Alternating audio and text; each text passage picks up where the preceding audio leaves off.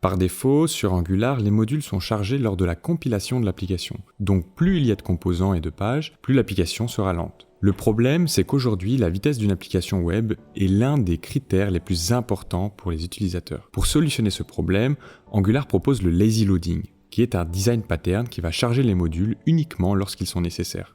Le lazy loading va permettre d'avoir les bundles initiaux plus légers, car il offre la possibilité de choisir quelles parties de l'application vont être chargées lors du démarrage, ce qui réduit le temps de chargement initial.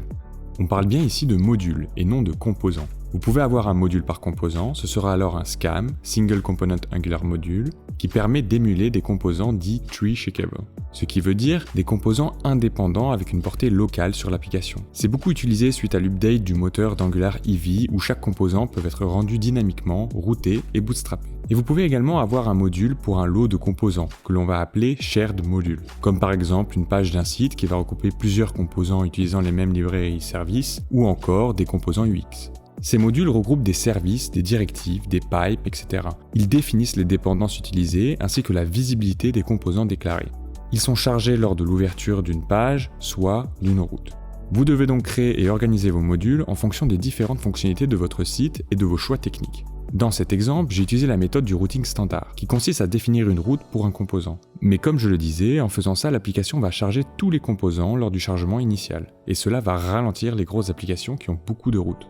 Passons à la pratique. Pour mettre en place le lazy loading, il faut utiliser loadChildren à la place du component dans la configuration des routes du app routing module et y spécifier le chemin relatif comme ceci. Puis, dans le module chargé, vous devez ajouter la configuration des routes, généralement dans un autre fichier distinct, que j'ai appelé ici Home Routing Module, afin de s'y retrouver plus facilement par la suite et de rester bien organisé. J'ai ensuite importé la configuration des routes dans le module Home. Vous pouvez d'ailleurs voir que la configuration des routes reprend ce que vous pouvez voir tout à l'heure dans un routing standard.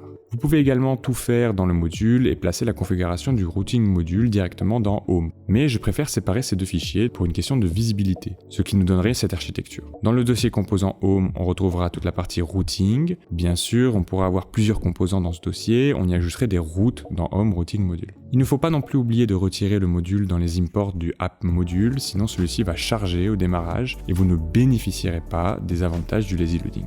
Maintenant, votre application chargera uniquement les modules dont elle a besoin en fonction des routes utilisées par vos utilisateurs. Et vous aurez un code plus lisible et mieux organisé. J'espère que ce type de contenu rapide vous plaît. Vous pouvez également me proposer des sujets sur lesquels vous aimeriez que je travaille. N'hésitez pas à aimer la vidéo et vous abonner.